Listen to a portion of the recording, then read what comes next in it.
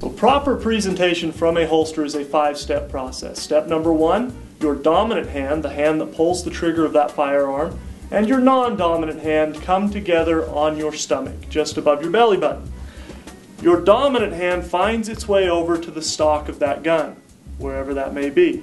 Step number 2, you draw that gun straight up out of the holster, ensuring that your finger stays straight on the rail of that gun. It does not go anywhere around the trigger.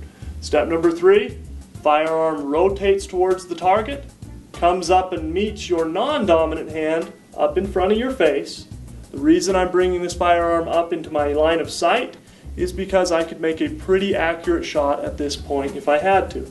Step number 4, that firearm extends straight out towards your target. Step number 5, sight on target, finger on trigger. Only when my sight is on my target does my finger go to the trigger.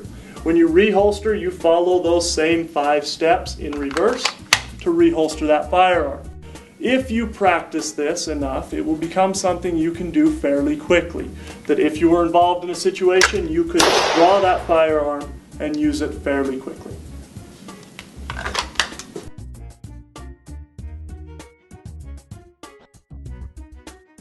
When it comes to shooting stances, there's 2 basic stances that you'll find. The first is called the isosceles stance. In an isosceles stance, your feet are shoulder width apart, squared up to your target, arms straight out in front of you, creating an isosceles triangle out of your body, hence the name. Isosceles shooter is generally somebody who point shoots. Point shooting is a theory of shooting that says when I draw my firearm and instinctively point it at an object, I'll be pretty accurate within 10 to 15 yards. That's generally what you'll find with an isosceles shooter. The other stance that we prefer is the Weaver. The Weaver stance, developed by a guy named Jack Weaver, who's a firearm instructor from California. And this stance is a little bit more of a tactical stance. Instead of squaring up to your target, you're now on a 45-degree angle to your target.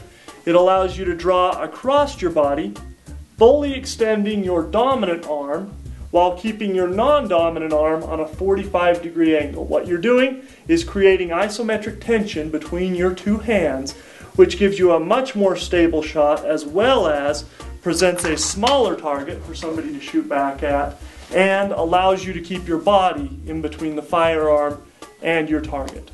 Whichever stance you prefer, remember to stick with that stance, make it a part of your routine. Every time you shoot, you assume the stance that you prefer.